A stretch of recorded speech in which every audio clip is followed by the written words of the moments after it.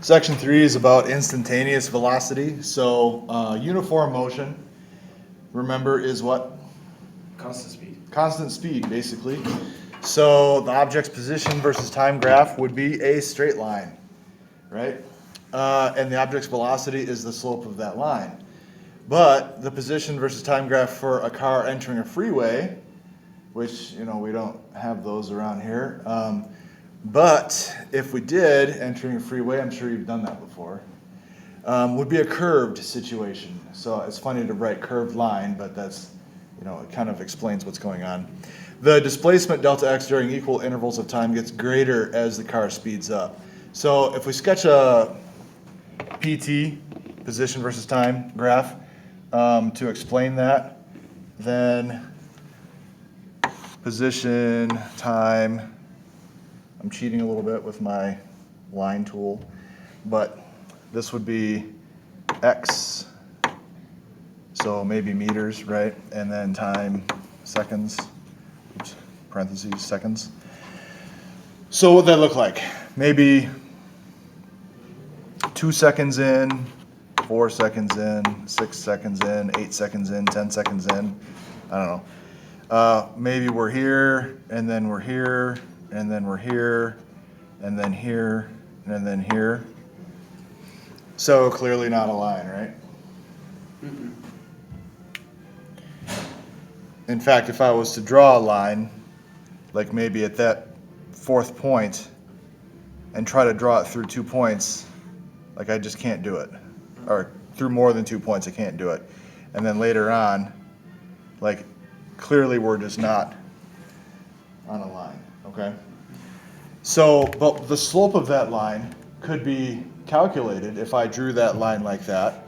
And the slope of that line would be the instantaneous velocity there, okay? And so what I'm actually hinting at here is the subject of calculus. The slope of a curve at a point. So if I draw a line here at that point, and that line, so I'm trying to explain this in a way that isn't calculus. The line only touches the curve at this point right here. Then it's called a tangent line, and the slope of that tangent line would be the instantaneous velocity, okay? The speed on the speedometer that you see at that moment in time is the instantaneous speed, okay? And then here, at this moment in time, you look down at the speedometer and you see whatever that reads, that's your instantaneous speed at that moment in time also, okay, as you accelerate down the ramp. So that would be the tangent line slope on the curve, okay? Maybe that's making sense, maybe it's not, but mathematically speaking, that's what we're actually doing, all right? So the slope of the curve at a point is actually instantaneous, like velocity if we're talking about velocity, okay? Now, that's not exactly what we're going to be doing in this class because this is not a calculus-based physics class, so we don't have to worry about that too much, but I just wanted to give you the background of what's actually happening. So the displacement delta x during equal intervals of time gets greater as the car speeds up, so we see that. So this displacement here is greater than this, is not as much as that displacement there, right? So we're speeding up. We can see that physically on the graph. So we can say that the instantaneous velocity v sub x at any time t is the slope of the position graph at time t, which is what I was trying to say, right? So the slope of the graph, like right here, is the instantaneous velocity. But how do we determine the slope of the curve at that particular point is the question. Now, in calculus, you can do it very easily, but you don't know calculus. So we have to rely on methods that we know using just algebra, okay? And so that's what we're about to learn how to do right now. So, if I take a look at a curve on a position versus time graph, so on the left we have the position versus time graph, if we take a look at that curve and zoom in really, really, really close, what would it look like? Straight line. It would look linear, okay? So this is known as a local linear approximation, because if we zoom in really, really close, any curve winds up looking like a line, okay? So right here, we zoom in very close, and that little segment right there in that zoomed in window is right here, and it looks like a line. So now what we can do is we can find delta x, which for us, remember delta x, or x is on the vertical axis. So here's our delta x, and here's our delta t. So now we can calculate a change in x over change in time. So it's a very small change in x, and it's a very small change in time, but we can still calculate that. And that's why we're getting a local linear, because it's local meaning it's very close to home, right? Very near, very small change in where we want to be. So if we want this approximation right here, we just zoom in very close to like home, which is where we want to be. Right here is the point that we're looking for, or right here is the point that we're looking for. And then we just do a very small change in x and a very small change in t. And that's it, okay? So, that's the idea. And try a problem. A hockey player moves in a straight line across the length of the ice in the game. We measure the position from the center of the rink. Sketch a velocity versus time graph. At which point or points is the player moving the fastest, and is the player ever at rest? And if so, at which points?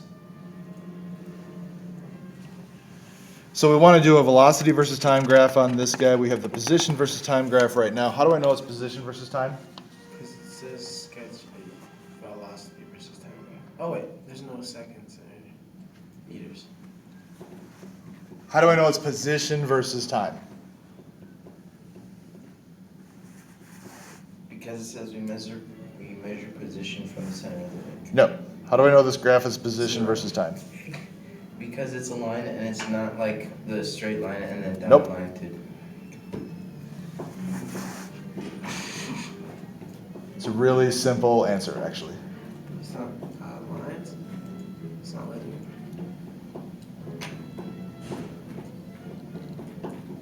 Look at the graph. There's no numbers. No. I don't need numbers. There's no what do you call them?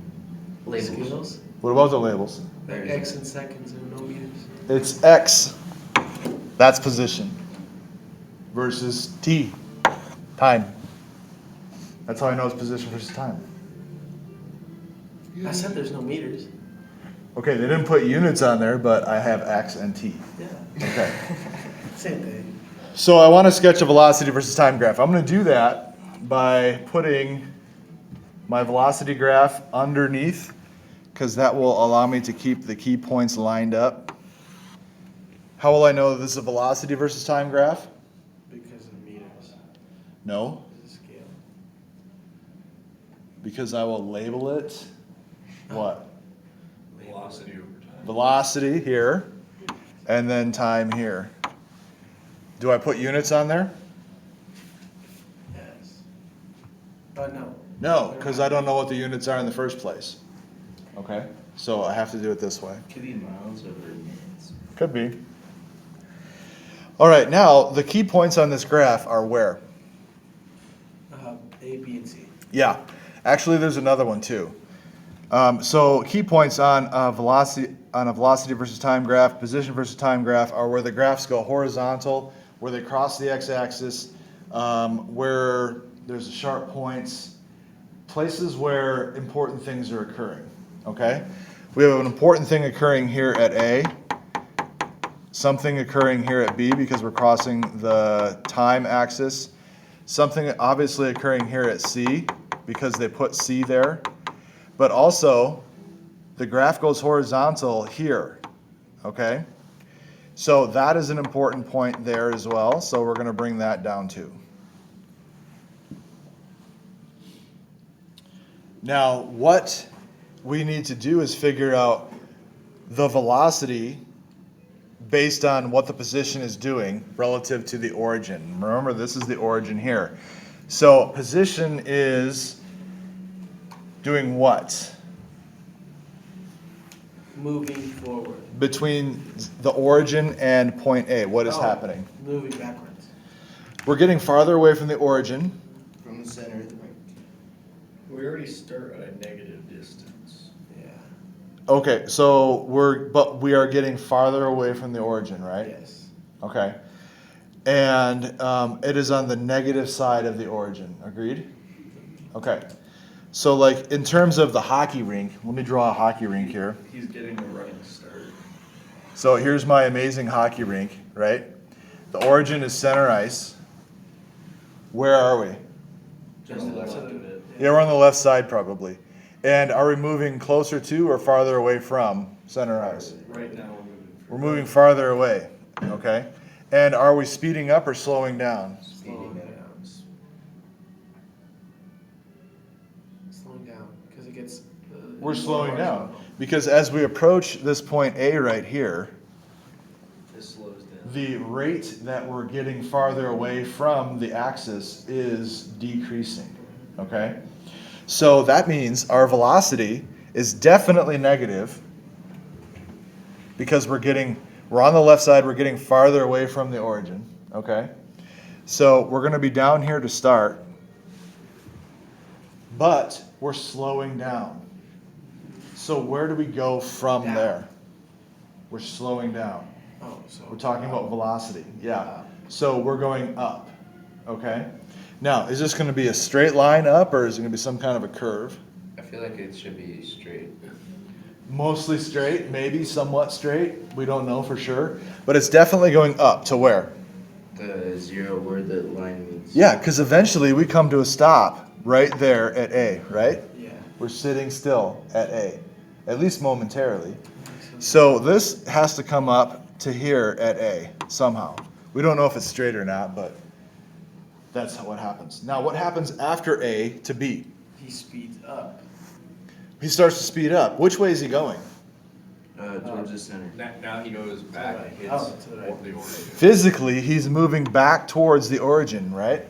So on the rink, he's going this way. And because this is getting steeper and steeper, like the slope of the line is like this, but then the slope of the line is like that, he's sped up, okay? So on my velocity graph, what has to happen? Speeding up to going up. The velocity has to show that it got faster and faster, which means that we have to go up from here. Curve. Maybe it's a curve, maybe it's not, I don't know. But we definitely have to go up away from 0. Now, what happens at B? You need to keep going through. Physically on the rink, where is He he? passes through the origin. He passes through the origin. So that means he's still going to the right. He just crossed over center ice. Okay? Is he stopped? No, No. he just keeps going.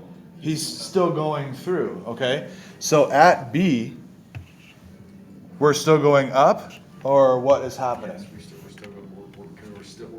he's still maintaining that velocity. He's maintaining velocity? Oh, He's so- speeding up? Is he slowing down? He's slowing He's down. maintaining- No, because it looks like when he passes through the origin, it still has the same Uh-huh. slope as below Yeah, it. but then he slows down at the But end. we're not talking about up there yet. We're still talking about B, are we not? Okay, so at B, he definitely crossed through center ice, right? We got Keep that. Maintaining the same velocity. So, okay, let's go beyond center ice then.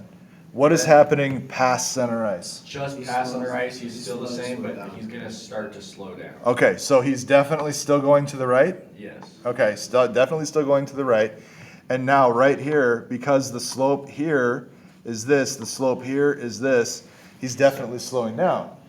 So that means my velocity graph to the right of B has to look like what? Starts to go back down. Has to go back down towards, But at a very slight slope. okay, so it has to start looking like this, right? So that means that my graph has to do what between the two segments that I have drawn here? Straight line. Straight line up to a point and then down? No, it. Does it curve? It can curve because it means that he's not just coming there and stopping. It's a slow. Yes. He hits his peak for speed Right. and now he's starting to slow down. Physically, a person is going to do that transition smoothly, right? So we're going to come up and curve and then come back down. Now what happens at C? Actually before C, where we hit that horizontal It part. stops. No, he stops He stops. How do you know he stops? because the distance isn't increasing at all. Yeah. But the time is still going on. Yeah. So Right. He's staying. That means he's staying in the same spot. Okay, so the distance on the position versus time graph right here stopped changing. Yeah. So that means he must have come to a stop. So how do I show that on my velocity versus time graph? 0. So we must be on the axis. Does it happen abruptly or does it happen more smoothly? More smoothly. So on the graph right here, it was a curve. You slowly slope. You can slope back down into the. So we gotta do sort of a curve here, right? So that this dotted part right here happens, and it's more of a curve. Okay, now at C, what's going on? Nothing. 0. Still 0. He's just standing there, right? Okay, so then we're gonna continue this across, and now we can label these. We already labeled A. We got B right here, and we got C down here. So, translating in your mind what a position versus time graph is doing and turning it into a velocity versus time graph, especially now in the beginning, is going to be much easier if you try to imagine physically what's going on, like I did with this hockey rink. Okay? Now, sketch the velocity versus time graph, we did, and labeled it. At which point or points is the player moving the fastest? B. B. Is the player ever at rest? If so, which Yes. point or C. points? So C, and also right just before, just after, this whole segment right here, at rest.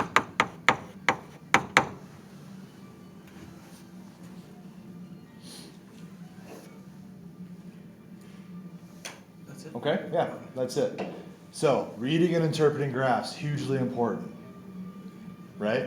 And then also creating a graph, the velocity versus time graph from the position versus time graph, very important. I already hate it. You hate it? I don't like. I'm already good. I know. It's just a matter of learning how to do it, and then once you learn how to do it, it's not terrible. Well, it's like I understand how to do it.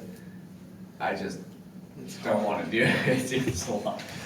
Well, next section. All right, the figure shows the velocity versus time graph of a car pulling away from a stop. How far does the car move during the first 3 seconds? Ooh, ooh. 12 meters. Yeah. How did you get 12 meters? You take the Go line. 3 seconds and then look at the highest point. The blue. Except this is velocity, so it is going 12 meters per second after 3 seconds, so it's not 12. Oh, I've got an 36. idea. What? It's not Uh, 36 either. So you take the 4 because that's in the first second, and then you add 8 because that's in the second. Well, So it's 12, I mean, and you take another 12 because that third one, so you get 24. So you get 24 meters. It's not 24 either. no, because you can. Oh my god. If you look at it earlier, for every 4 meters per second traveled, 1 second passes. Uh-huh. And so, in theory, if you transferred over. 26 meters that- per second. 26 meters. So that means it would have been, what, 4 meters? Nope. In the first 3 seconds. So that's 20. Where are you getting 20 from? I don't know. 56 meters per second. 56 meters. You guys are not reading the picture. The velocity is steadily increasing. This is not a uniform motion problem. But also over here it says the displacement delta x is the area of the shaded triangle. So 3 times 12 is 36. So 36 meters. No, that's not how you find the area of a triangle. 3 squared. 3 squared. Delta x, the area under the curve, is the displacement. So delta x equals the area of the triangle. Area of a triangle is 1/2 times the base times the height. So times 3 seconds times the height, which is 12 meters per second. So that's 36 divided by half is 18. What are the units? Need 18 meters. 18 meters. See, I was 2 meters off. Because seconds on top here divided by the seconds on the bottom here, seconds divided by seconds is gone, and you're left with meters. So it's 18 meters. The area under the curve of a velocity versus time graph gives you the displacement over the interval. We talked about that a couple sections ago, or maybe it was the last section. Okay. I was close, was it? Yeah. Which velocity versus time graph goes with the position versus time graph that's given here on the left? So this is the position versus time graph. I know that because of the x versus t. Which one of these is the right velocity versus time graph? Think about it. Let them think too.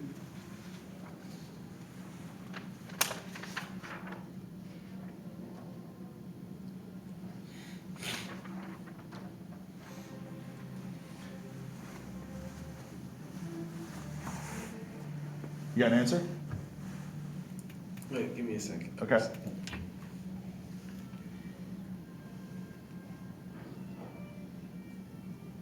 Yeah, I got it. Okay, what do you got? C. What do you got? See, What do you got?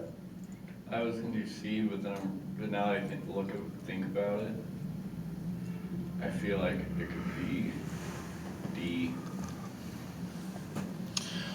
Okay, so Because either way you have to start at the negative value. And then, well, our position is negative well, to actually, begin no, with. D wouldn't work. But our The B. velocity is the same until But it's so it could well, be A. on C, B at that- A or C. that little bit right there, it's just- What is our velocity if we started with this position and we moved this It way can't be C. the whole time? Positive. It's positive. Our velocity has to be positive, right? So it's A. And then what happened? a curve down. No, because What happened right It here? started to slow down. It stopped. Uh-huh. It- So it has to hit the zero for velocity. Yeah, so we have a positive velocity because we're going in the positive direction.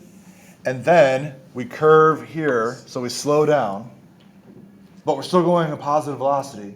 And then here we come to a stop. So does this show a positive velocity? Yes. Does this show a positive velocity? No, negative. That's a negative velocity, so it's not A. Does this show a positive velocity? Yes. Yes, so it could be B. Does this show a positive velocity? Yes. Does this show positive velocity? No. So it's not D. Now, does this show that we curve To a stop. and then come to a stop? Does this show that we slow down and then come to a stop? Yes. Okay, so it was C. I see where. Yeah, but it doesn't show that the It does not velocity is curve. increasing. Yes, it The does. velocity is not increasing. The velocity is linear, is staying the same because the position is actually a linear segment here. So the slope is constant the whole time, which means the velocity is constant the whole time. This is actually showing an increasing velocity the whole time. This one is showing a constant velocity the whole time. Okay? So that's another way you could eliminate stuff. Make sense? Yeah. Okay. Then that is it for the section. Would it not curve on C, or it could curve? On C, Yeah. would what curve? Like that, decreasing. This right here is showing a changing position, a curving position, but the curve is, so the velocity is still positive, but the curve is showing that the velocity is changing. Even though it's positive, it's decreasing. Okay, so positive but decreasing is doing that. Okay. Okay? All right, so that's it.